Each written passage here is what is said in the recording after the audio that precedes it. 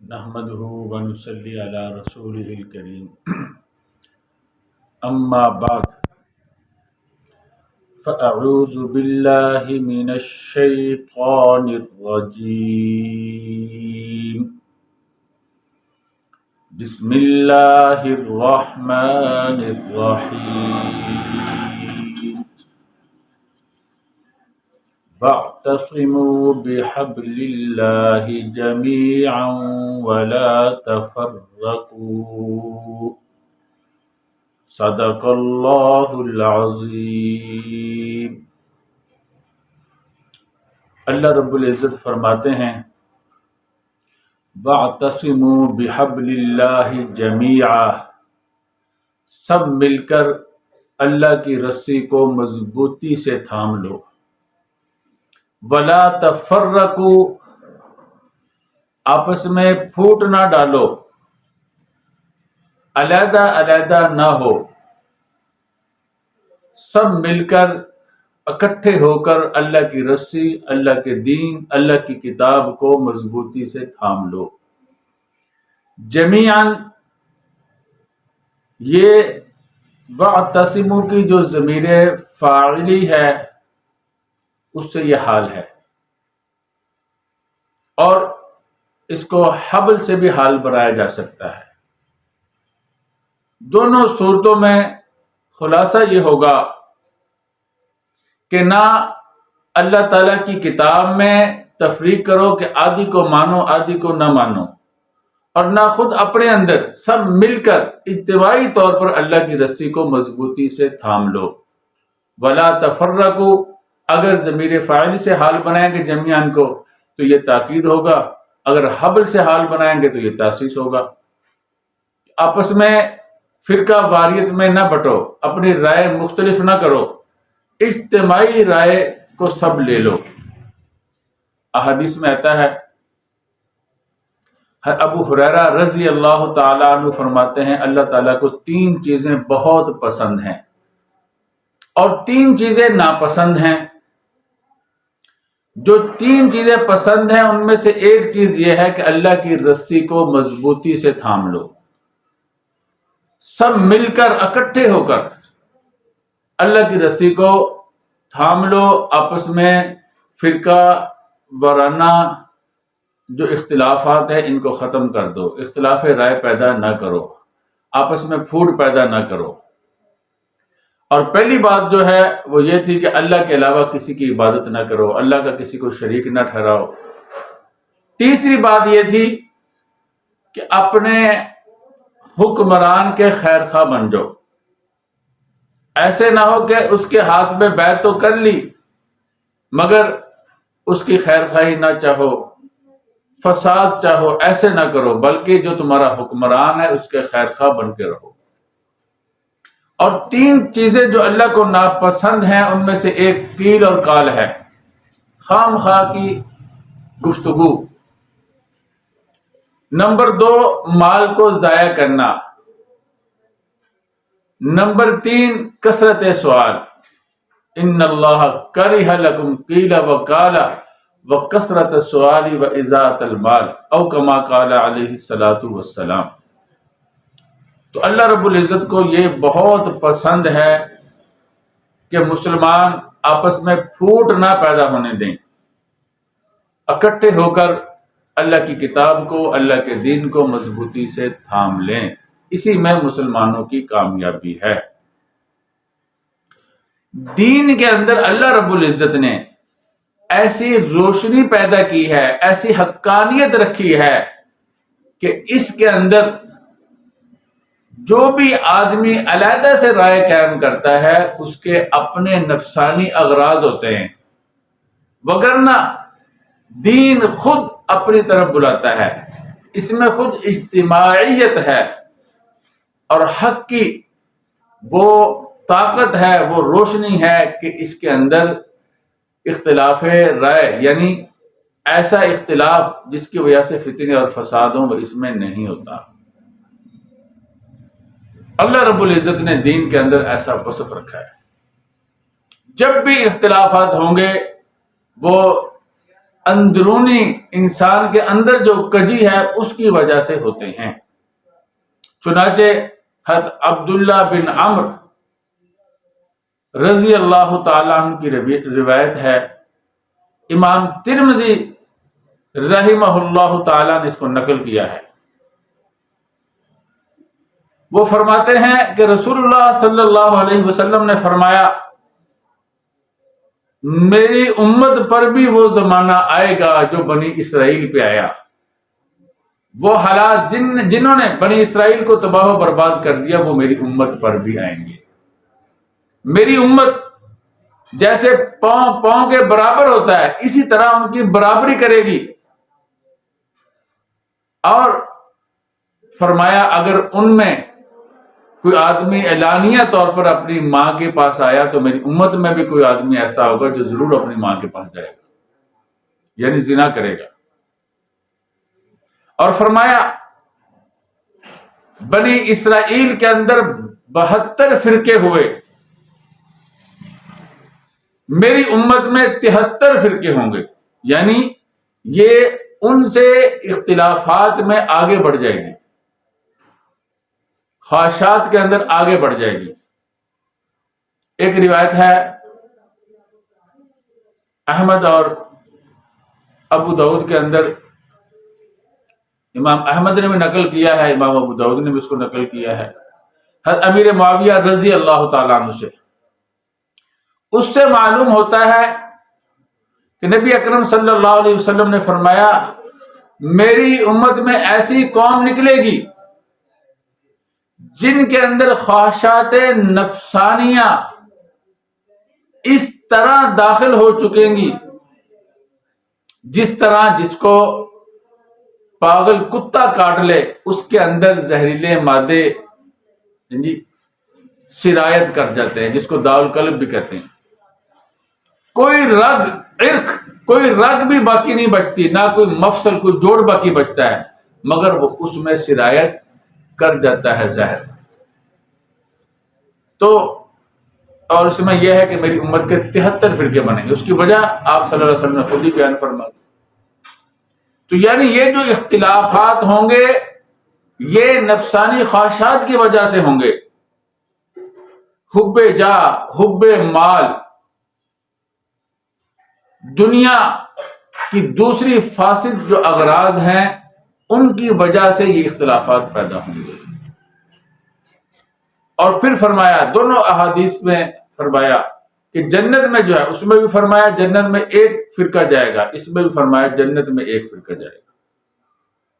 صحابہ کرام رضوان اللہ تعالی علیہم اجمعین بڑے پریشان ہو گئے کہ کون سا فرقہ ہے جو جنت میں جائے گا۔ 73 فرقوں میں سے ایک جنت میں جائے گا، 73 نہیں جائیں گے سارے کے سارے، بلکہ ایک جائے گا، یعنی 72 جہنم میں جائیں گے، جو ایک فرقہ ہوگا 73واں وہ کس میں جائے گا؟ جنت میں جائے گا۔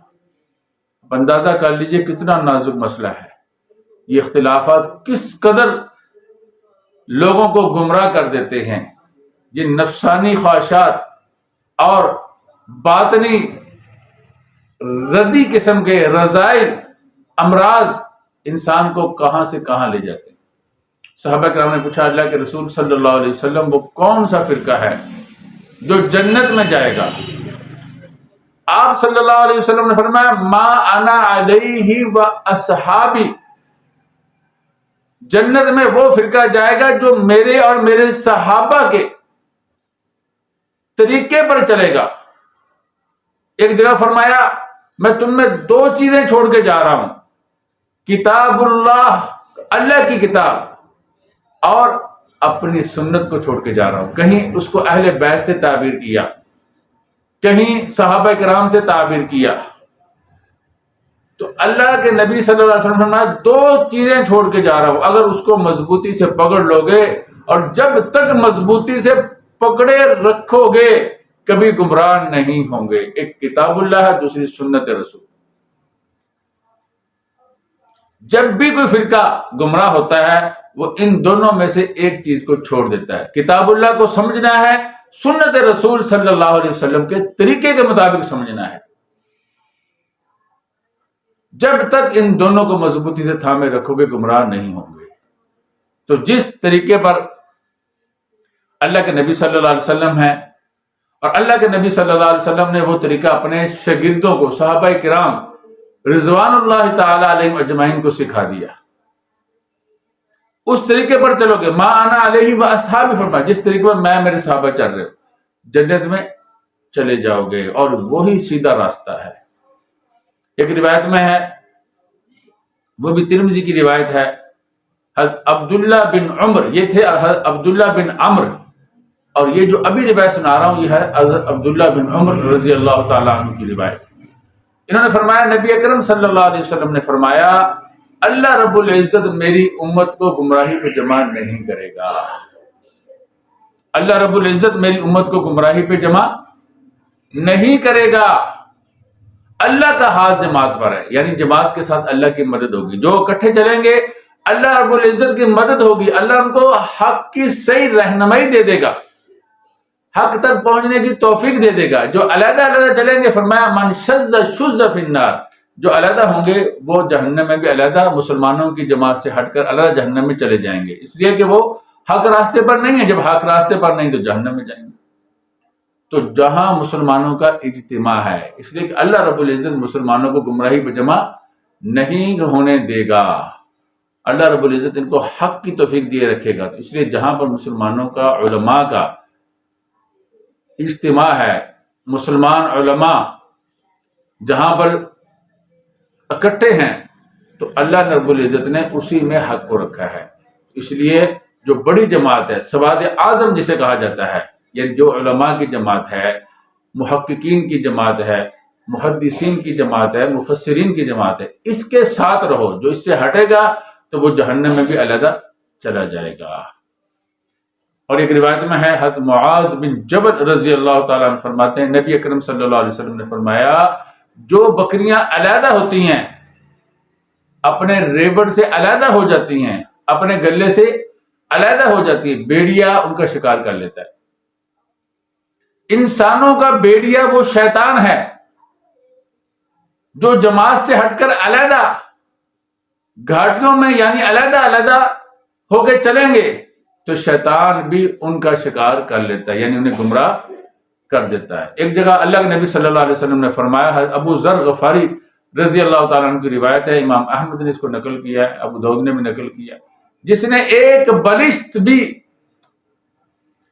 اسلام کے کڑے کو اپنی گردن، ایک بلشت بھی جو جماعت سے پیچھے ہٹ گیا، اس نے اسلام کے کڑے کو اپنی گردن سے نکال پھینکا۔ تو اللہ رب العزت نے اسلام کی نصرت، اسلام میں رہنمائی، اسلام کی حقانیت کی توفیق جو ہے اللہ رب العزت نے سواد اعظم کے ساتھ رکھی ہے۔ بڑی جماعت جو ہے جس میں علماء ہیں اور فقہا ہے، محدثین ہے، مفسرین ہے، ان کے ساتھ رکھی ہے۔ اگر ان سے ہٹو گے تو گمراہی میں چلے جاؤ گے۔ سب سے پہلا جو اختلاف ہوا اس امت میں وہ خارجیوں کا ہوا، حضرت علی رضی اللہ تعالیٰ عنہ کی جماعت سے نکل گئے، اور مہاجرین انصار نے جس طریقے پہ قرآن سمجھا وہ چھوڑ دیا۔ حضرت علی رضی اللہ تعالیٰ عنہ جو نبی اکرم صلی اللہ علیہ وسلم کے داماد تھے، اس کو چھوڑ دیا، اس طریقے کو۔ قرآن نازل کس پہ ہوا؟ رسول اللہ صلی اللہ علیہ وسلم پر۔ رسول اللہ صلی اللہ علیہ وسلم نے جس طرح سمجھایا اس کو چھوڑ دیا۔ ابو بکر صدیق رضی اللہ تعالیٰ عنہ کے زمانے میں مسلمانوں کا اجتماع تھا کہ قرآن کریم کی یہ تفسیر ہے، یہ اس کا مطلب ہے۔ ابو بکر صدیق خلیفہ اول ہے، بلا فصل خلیفہ ہیں۔ مسلمانوں کا اجتماع تھا، کسی کا اختلاف نہیں تھا، صحابہ کرام کا اجماع۔ حضرت فاروق اعظم رضی اللہ تعالیٰ عنہ کے زمانے میں صحابہ کرام کا اجماع، اتفاق کہ یہ خلیفہ ثانی ہے اور یہ حق کی نشانی ہے، اور اللہ رب العزت نے حق کو ان کے ذریعے سے عزت بخشی اور ان کو حق کے ذریعے سے عزت بخشی۔ سب کا اتفاق تھا، کوئی اختلاف نہیں تھا۔ حضرت عثمان غنی رضی اللہ تعالیٰ عنہ کے زمانے میں بھی اتفاق تھا، یعنی ان 3 زمانوں میں قرآن کسی کو سمجھ نہ آیا. اور یہ حضرت علی رضی اللہ تعالیٰ عنہ کے زمانے میں حضرت علی رضی اللہ تعالیٰ عنہ کی جماعت سے باہر نکل گئے کہ یہ مشرک ہو گئے، نعوذ باللہ، تحکیم والے مسئلے سے. تو پھر حضرت عبداللہ بن عباس رضی اللہ تعالیٰ عنہ جو مفسر قرآن ہیں، جن کو اللہ کے نبی صلی اللہ علیہ وسلم نے دعا دی ہے کہ اللہ ان کو کتاب کا علم عطا فرما، جن کو حضرت فاروق اعظم رضی اللہ تعالیٰ عنہ بڑے بزرگوں کی جماعت میں ساتھ رکھتے تھے، یہ کہتے ہیں میں جاتا ہوں، اللہ کے نبی نے مجھے دعا دی ہے، قرآن کا علم دیا ہے. ان کو جا کر کہا دیکھو صحابہ کرام کی جو انصار کی جماعت ہے، مہاجرین کی جماعت ہے، حضرت علی رضی اللہ تعالیٰ عنہ، ان سے زیادہ کوئی بھی قرآن کو نہیں سمجھتا. یہ میں نے بتایا، یہ مناظرہ ایک علیحدہ درس کے اندر اس کو میں نے نقل کیا اور بتلایا کہ یہ روایت بخاری اور مسلم کی شرط کے مطابق ہے. مستدرک میں امام حاکم نے اس کو ذکر کیا ہے. تو اور کبھی وہ کہتے بل ہم قوم خصمون، یہ قریش جھگڑالو قوم ہے، ان سے بات نہیں کرتے.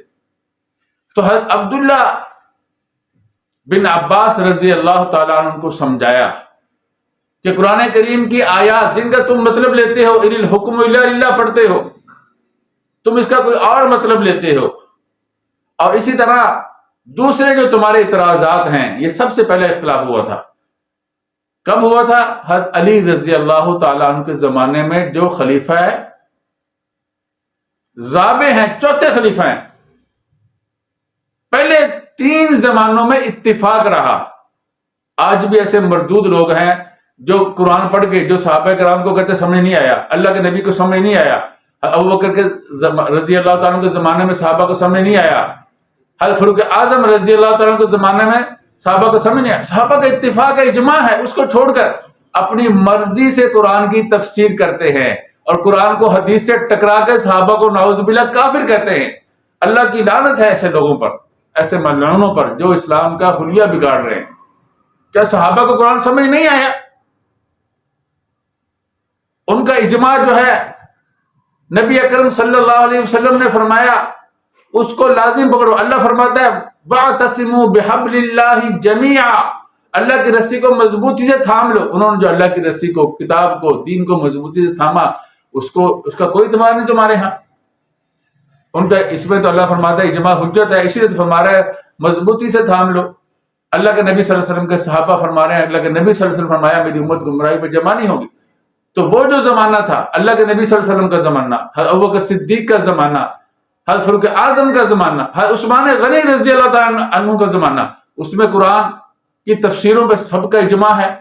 آج یہ قرآن کریم کے معنی اپنے فاسد خیالات، اپنے فاسد آراء سے قرآن کریم کے معنی کو بدلتے ہیں، حدیث سے ٹکراتے ہیں، یہ حدیث سے ٹکرا رہا ہے جی، قرآن کو چھوڑ دو یا حدیث کو چھوڑ دو یا ایسے کر لو یا فلاں صحابی کو کافر کر دو. یہ گمراہ لوگ ہیں، ان سے بچو، ان کی باتیں نہ سنو، ان سے مناظرہ نہ کرو. یہ گمراہ لوگ ہیں. ان کا ایک ہی حل ہے، وہ حل یہ ہے کہ اسلامی قوانین کے مطابق ان کے اوپر حد جاری کی جائے، تعزیر جاری کی جائے. تو سب سے پہلا جو اختلاف ہوا وہ خلیفہ چہارم حضرت علی رضی اللہ تعالیٰ عنہ کے زمانے میں اختلاف ہوا، وہ خوارج نے کیا. یعنی اس سے پہلے جو 3 زمانے ہیں اس میں کوئی اختلاف نہیں تھا. اور ان کے جو اختلافات تھے وہ حضرت عبداللہ بن عباس رضی اللہ تعالیٰ عنہ دور فرمائے شبہات. اور پھر ان میں سے 2000 لوگ تائب ہو کر دوبارہ حضرت علی رضی اللہ تعالیٰ عنہ کی جماعت میں شامل ہو گئے. اس کے بعد اور جو باقی تھے ان سے حضرت علی رضی اللہ تعالیٰ عنہ نے سخت ترین لڑائی کی اور ان کو نہروان کی جگہ پر بدترین شکست دوچار کر دیا. سارے مارے گئے، مشکل سے 9 آدمی بچے ہوں گے. ان کا حل یہی ہے. آج بھی ان کی زبانیں کتوں کی طرح ایسے پڑھتی ہیں، نہ کسی کی عزت کو بخشتی ہے، نہ کسی کی شرافت کا لحاظ کرتی ہیں. ان کا بھی وہی علاج ہے جو حضرت علی رضی اللہ تعالیٰ عنہ نے کیا۔ اس کے بعد جس نے اختلاف کیا اس کا نام تھا عبداللہ بن سبا، جو روافض کا سر چشمہ ہے۔ اس کا بھی علماء نے تعاقب کیا اور اس کو مجبور کر دیا، اس کو محدود کر دیا، ایک زمانے تک دوبارہ وہ سر نہیں اٹھا سکا۔ اس کے بعد تابعین کے زمانے میں تیسرا اختلاف ہوا جن کو معتزلہ کہا جاتا ہے، معتزلہ کا اختلاف۔ انہوں نے اللہ کے نبی صلی اللہ علیہ وسلم کی سنت کو چھوڑ دیا، سلف صالحین کے طریقے کو چھوڑ دیا، قرآن کریم کی نصوص کے ظواہر کو چھوڑ دیا، اپنی ناقص اور گمراہ افکار اور خیالات کی پیروی میں لگ گئے اور فلاسفہ کے دامن کو مضبوطی سے پکڑ لیا، کیل و کال میں پڑ گئے، بحث و مباحثہ میں، مناظروں میں پڑ گئے یہ لوگ۔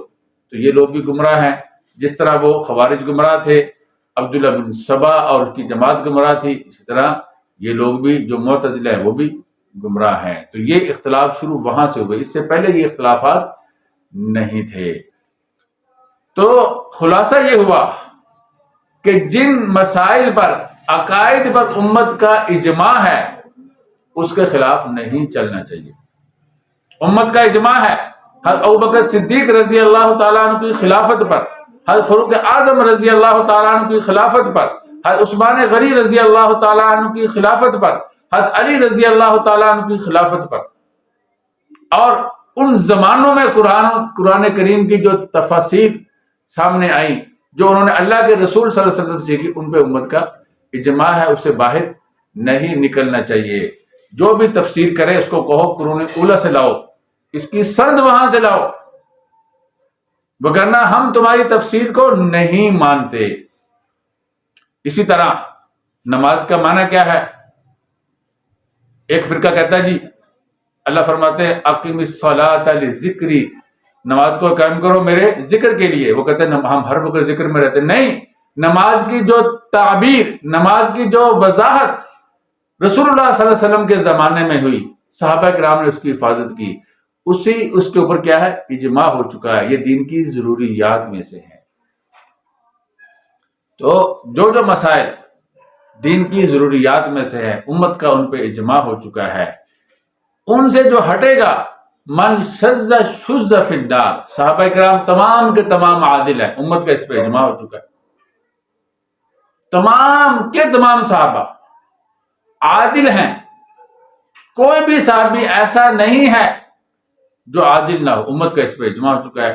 جو اس سے ہٹے گا، اس راستے سے، وہ امت کے راستے سے ہٹ جائے گا، وہ جہنم میں چلا جائے گا۔ تو قرآن کریم کی وہی تفسیر معتبر ہے جس کو امت نے بیان کیا، جس کے اندر امت کا اتفاق ہو گیا ہے۔ اور جو اس سے ہٹ کر قرآن کریم کی تفاسیر اپنی رائے سے کرتے ہیں وہ گمراہ لوگ ہیں، اور وہ امت سے ہٹ گئے۔ اللہ کے نبی صلی اللہ علیہ وسلم کے فرمان کے مطابق یہ ان 72 فرقوں میں سے ایک فرقہ ہوں گے جو جہنم میں جائیں گے۔ اس لیے ما انا علیہ و اصحابی، اللہ کے نبی صلی اللہ علیہ وسلم نے جو اس فرقے کے بارے میں جو جنت میں جائے گا، ان کی جو علامت بیان کی ہے کہ وہ میرے طریقے پر چلیں گے، میرے صحابہ کرام کے طریقے پر چلیں گے، وہ جنت میں جائے گا۔ تو اس طریقے کو مضبوطی سے تھامنے کی ضرورت ہے، اور امت کی اجماعی جو رائے ہے اس سے کبھی نہیں ٹکرانا چاہیے۔ جیسے امت کا اجماع ہے ائمہ اربع، جن میں امام ابو حنیفہ رحمہ اللہ تعالی، امام مالک رحمہ اللہ تعالی، اور اسی طرح امام احمد، امام شافعی رحمہ اللہ تعالی، امت کا اجماع ہے کہ حق جو ہے وہ ان مذاہب اربع کے اندر ہے، جو اس سے باہر نکلے گا وہ حق سے ہٹ جائے گا۔ تو وہ لوگ جو اپنے آپ کو بڑے بڑے نام دیتے ہیں اور وہ ان علماء کو، ان اکابرین کو برا سمجھتے ہیں، وہ جہنم میں علیحدہ سے جائیں گے، اس لیے کہ انہوں نے حق کو چھوڑ دیا ہے۔ خلاصہ یہ ہوا کہ اس امت کا جو اجماع ہے وہ حجت ہے۔ اللہ کے نبی صلی اللہ علیہ وسلم نے فرمایا میری امت جو ہے وہ برائی پر جمع نہیں ہوگی، اللہ رب العزت نے فرمایا سب مل کر اللہ کے دین کو، اللہ کی کتاب کو مضبوطی سے تھام لو اور آپس میں پھوٹ پیدا نہ کرو. تو ان سب دلائل سے بالکل واضح ہو جاتا ہے کہ حق وہ ہے جس پہ امت کا اجماع ہے، جس میں صحابہ کا، تابعین کا اجماع ہے. جو اس طریقے سے ہٹ کر ہیں، جو اپنی مرضی سے دین کی تعبیر کرتے ہیں، وہ فرقے گمراہ ہیں. تو آج کے لیے اتنا ہی کافی ہے. سب کا خلاصہ یہی ہے کہ جو امت کے اجماع سے ہٹ کر فرقے بن رہے ہیں، جن چیزوں پہ امت کا اجماع ہو چکا ہے ان کے اندر رکھنا ڈالنے کی کوشش کر رہے ہیں، وہ سارے کے سارے گمراہ فرقے ہیں. ان کی بات کو نہیں سننا چاہیے. دعا کیجئے اللہ رب العزت ہمیں فرقہ وارانہ ذہنیت جو ہمارے ملک میں پھیل چکی ہے اس سے ہمیں محفوظ فرمائے. صحابہ کرام رضوان اللہ تعالی علیہم اجمعین اور تابعین کی جو متفقہ آراء ہیں، اللہ رب العزت ان پر ہمیں عمل کرنے کی توفیق عطا فرمائے. وآخر دعوانا ان الحمد للہ رب العالمین.